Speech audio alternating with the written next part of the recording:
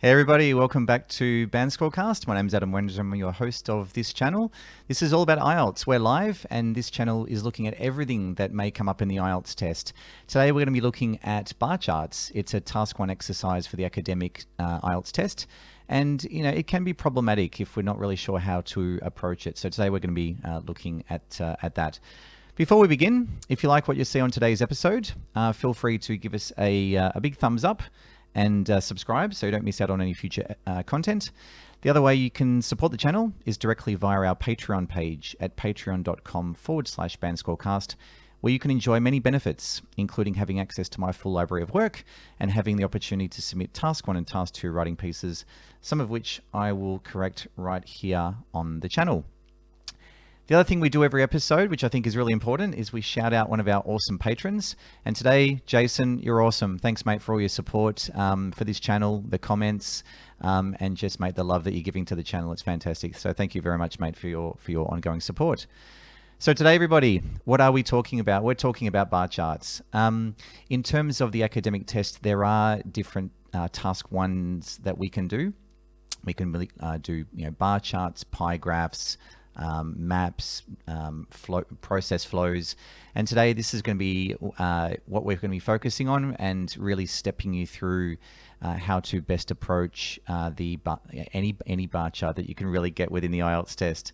Okay, so looking at the map of the class, we're going to be talking obviously a little bit about the task 1 types, brainstorming vocabulary, which is pretty important. It's important for not only the essay component, which is worth 66% of your writing score, but also the task 1 as well, which is worth 33% of your writing score. After which we're going to be looking at tips around cohesiveness. So cohesiveness really is looking at the flow of the piece of writing, just to make sure that we're approaching it in the right way, to make sure that when the examiner reviews your piece, it's flowing nicely. It's not there aren't sentences that are just bolted together. We actually understand flow and how we can best do that. After which we're going to be looking at the bar chart framework, and I'll be running through that. After which we'll be releasing the PDF for you guys for free to download.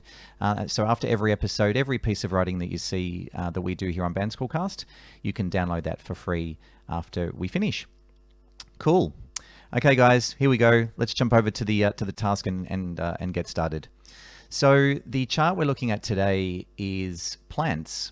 You will never have seen this before because I designed this. So the question is, the following bar chart shows the sales of 4 different species of plants over a 1-year period. Summarize the information by selecting and reporting the main features and make comparisons where relevant. So as we discussed with the last episode around line graphs, a couple of things to remember when you're looking at the questions here.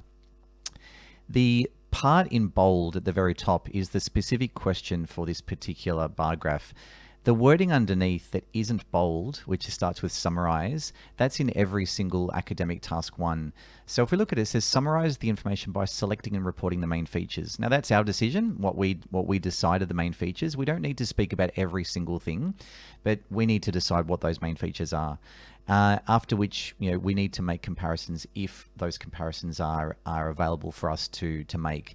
In some academic task 1s, like process flows, we won't necessarily be able to do comparisons, but here we'll definitely be able to do that. Okay, let's scroll down and have a little look at our bar graph for today, or our bar chart, sorry. We've got sales of 4 species of plants. Now, what do we have here? Look at these names, quite strange names. We've got, I'll just go up a little bit so we can see. So we've got hydrangea, which is a type of plant. We've got sunflower, which I'm sure most of you would be aware of. We've got one called fuchsia and one called begonia. So what we're doing here on the left-hand side, you can see we've got plants sold in millions. So that's going to be one of our axes. And on the bottom, we've got quarter. So quarter 1, 2, 3, and 4. The first thing that we really need to do here is very quickly, we say at first glance. So at first glance is what do we see when we first look at the bar chart. Let's localize the colors first. The hydrangea is the pink one. What's the pink one doing? It's going up. The sunflower is the light blue one. What's happening with that one? It's also going up. The fuchsia is the light blue. This one's sort of going down and it sort of stabilizes, or we call level off at the end. And the begonia is going down, then up, then down, but ultimately it actually drops. So hydrangea, so if we're looking at from start to finish, the hydrangea sales increase, the sunflower sales increase, the fuchsia sales decrease, and the begonia sales decrease. So really we want to be seeing that very broad overview in our opening paragraph. So let's get started. So let's go down here. The first thing we're going to do is to brainstorm some vocabulary. It's important to do this because when we get into the test, we want to obviously have studied and bring those fresh ideas, those things that are fresh in our mind, directly to the piece of paper we can write notes on, or we can write them on the screen directly if we're doing the electronic test, and we'll use those words later. So let's get started. Okay, so first word that I've got today is, or the first sort of statement, should we say, the first bundle of words is outlines and compares. So we use this a lot in academic task 1 in the introductory, in the summary paragraph. We're going to say, okay, this bar graph outlines and compares blah, blah, blah, blah, blah. Good language to use to introduce the actual bar chart we're looking at. We're then going to write here beginning with. Often when we are talking about one specific trend line, we can start, when we start with the first one, we can say, look, beginning with this, and then we continue the description. Here we've got turning our attention to. Now, this is what we use when we are changing lines. So we're going from one line to another. So beginning with, let's say beginning with hydrangeas, blah, blah, blah, blah, blah. Then turning our attention to sunflowers, blah, blah, blah, blah. So we're letting the examiner know that we are changing subject. And this is good vocabulary to do just that. Cool. Okay, next bundle of words is at first glance. And we mentioned this just before. Again, good vocabulary to indicate, okay, when we first look at the bar chart, what are we actually seeing? At first glance, we see this. Okay, we're then going to change subjects again with this particular vocabulary when it comes to, again, indicating to the examiner that we're changing subjects. Our last piece of, or bundle of vocabulary is as far as X is concerned. Now, X here is whatever subject we're talking about. So as far as begonias are concerned, or as far as fuchsias are concerned, and that's what we can embed here. So we've got some pretty important vocabulary that we can use in our task 1 right here. Let's now get into the writing of the piece. Okay, there's me. Hello. I'll give this to you guys at the end. Remember, at the end of this video, you can download this for free from the YouTube channel. So what I'm going to write here will be finalized, and you can then download for your files. Okay, let's start. We're going to start with a introductory sentence. I've pre-prepared this, and now I'm just going to copy it across so you can see. So the first sentence is this one here. So this bar chart outlines and compares the sales of 4 different types of plants over a 12-month period. You'll also notice that I'm changing the vocabulary. The question said 1-year period. I'm changing it to 12-month period. It also said 4 species of plants. I'm changing it to 4 types of plants. Wherever possible, actually try to change the vocabulary so we're showing the examiner that we know more than just what the question is providing us. It's very important. So otherwise it might look a bit lazy. We're sort of taking the words and using them straight within the piece of writing. Cool. Okay, the next sentence we have here after that one is at first glance. So we say the bar chart does this, it outlines this. Then we say at first glance, it is evident, or it is clear, that although sales fluctuate throughout, so fluctuate as they move up and down, throughout means from the beginning all the way through to the end. So at first glance, it's evident that although sales fluctuate throughout, only 2 plants show an increase in sales. Cool. Good, nice little intro. Now, just remember with academic task 1, we do need to do a summary paragraph. If this is not there, our score will drop because it's actually one of the band, it's described in one of the band descriptors that we must do a summary paragraph in task 1. So don't forget that. This is not just for this one, but this is for all the academic task 1s that can be done. Okay, we're now going to move to the next sentence, and we're going to start with hydrangeas. What I want to do, I'm just going to go up a little bit so you can just see the graph as we do this. So hydrangeas, you can see they start at 40 million, they go down, and then they go up, then they go up again. So that's what we're going to essentially describe right now. Okay, so beginning with hydrangeas, sales fall by 10 million from quarter one to quarter two, after which they rebound in quarter three to the level at which they began, which is 40 million. A couple of things to comment on here. When we're writing in this way, we generally write in the present tense. So although we might be given years in some of our graphs, like 1960, 1980, even though it's technically in the past, or it is in the past, our narrative has to be in the present because we're looking at this and we're saying this is what we see right now.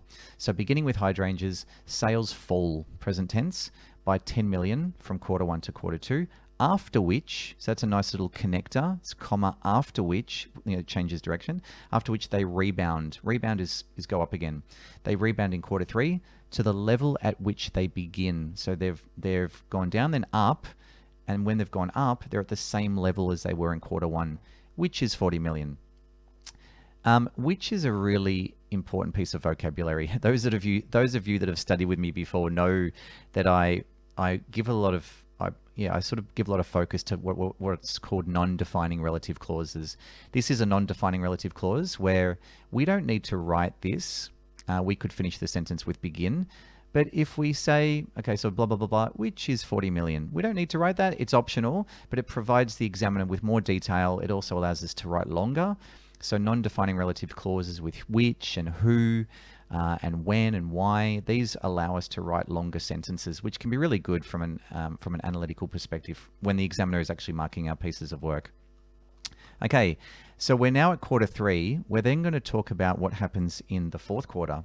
Let's do that right now. So the final quarter sees sales increase yet again to finish at just above 50 million. Now, this is an interesting piece of grammar. I just want to talk about sees. This is almost like saying in the final quarter, we see sales increase. But this is almost like a reflexive sort of verb. It's almost like the quarter is looking at itself. Let's not complicate it. Just word it in your own mind as saying in the final quarter, we see sales increase yet again. But the actual grammar is the final quarter sees sales increase yet again. So, again, we've already seen it increase to finish at just above 50 million. We've now finished with hydrangeas. They're done. Okay, we're now going to turn our attention and we're going to use that vocabulary to sunflowers. Let's do that right now. Okay, here's the sentence. So let's go up again. We'll have a quick look at the chart. So sunflowers is the light blue one. So it starts at 10, 20, 30, 40. So it's very consistent the way it's going up. It's going up in consistent blocks of 10 million, which is going to be quite easy to write about. The other thing to consider here is when we're doing the academic test is often they will plant, when they're writing these graphs, they'll actually deliberately put in things that you can easily compare. And this is good for us to know that when we go in, we know that there's going to be certain things that we can compare quite easily, which is great. Okay, down again. So turning our attention to sunflowers, sales of 10 million are recorded in quarter one, which then doubles in quarter two. In each quarter thereafter, sales increase by 10 million. So just again, turning our attention, so we're moving focus to sunflowers. Sales of 10 million are recorded. So that's passive grammar. Are recorded is still present tense, but it's in the passive voice. Are recorded in quarter one, which then doubles in quarter two. Each quarter thereafter, so each quarter after that, so in each quarter thereafter, sales increase by 10 million. So a nice little sentence just to cover off sunflowers. That's the end of the paragraph there. We're now going to go and change direction again. We're now going to talk about fuchsias, which is the next flower that warrants our attention. Okay, let's go up again. Let's look at fuchsias. What's happening with fuchsias? Fuchsias are the light blue ones. So light blue starts at just over 50, plummets. Plummet is drops dramatically. Then it drops again, at which time it levels off. So down, down again, and then it records the same figure here. And when it does that, we can use the vocab level off. And that's quite good vocab for that one. So let's look at this, what we've got here. When it comes to fuchsias, however, sales plummet by 30 million from quarter one to quarter two, which is the biggest movement shown from one quarter to another. Now, the reason I've done this, the reason I've put in this comparison, remember in the sentence or in the question, it says, summarize information by selecting and reporting the main features and make comparisons where relevant. we are going to make quite a few comparisons in this because we can. We can compare within a trend line, so the peak and the topmost point and the bottommost point, but we can also talk about the chart as a whole. And that's what we're saying here. The actual plummet that we see between quarter one and quarter two, this is the biggest movement shown in the whole chart from one quarter to another. Again, good for us to highlight that. We're showing the examiner that we're taking in all the information and that we're commenting on that as we go. Cool. We're then going to keep writing. The next sentence here is sales continue to decline thereafter, only to then level off at 9 million in quarter four. So let's read that again. When it comes to futures, so again, we're changing subject. When it comes to futures, however, so however is like the contrast. The other ones are going up. These ones are going down. Sales plummet by 30 million from quarter one to quarter two, which is the biggest movement shown from one quarter to another. Sales continue to decline thereafter. They continue to go down after that point, only to then level off at 9 million in quarter four. Only to then is when we've got another change, whether it be level off, up, or down. Cool. We've almost finished. We've only got 2 sentences to go and we're done. Okay, we're now going to shift our attention again to the next plant, which is begonias. And we've got that as far as X is concerned. As far as begonias are concerned, let's go up again, have a little look at what's happening with this plant. Begonia is the dark blue one. So this one starts at 35, drops, increases, and drops. Pretty normal to see this sort of behavior in a bar chart. So we've got to get comfortable talking about such a movement.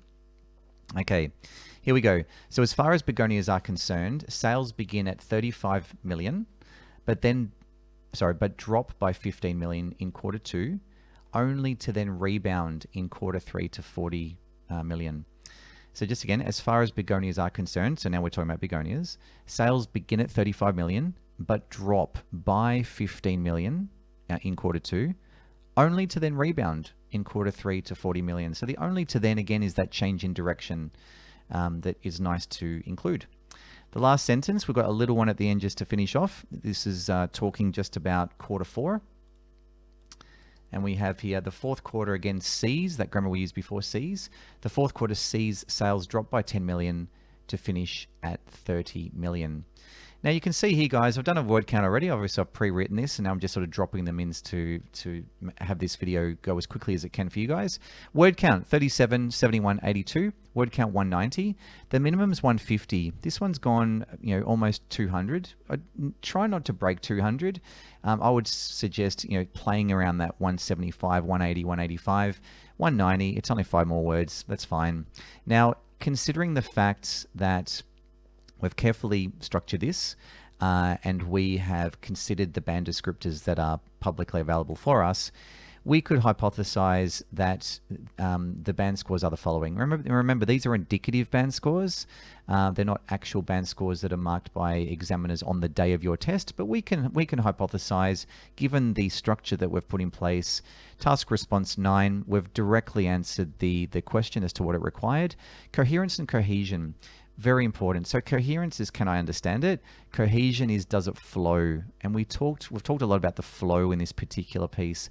Lexical resource, the vocab, how good is the vocab here? We've got a lot of stuff here. We've got, as far as X is concerned, rebound, drop, plummet.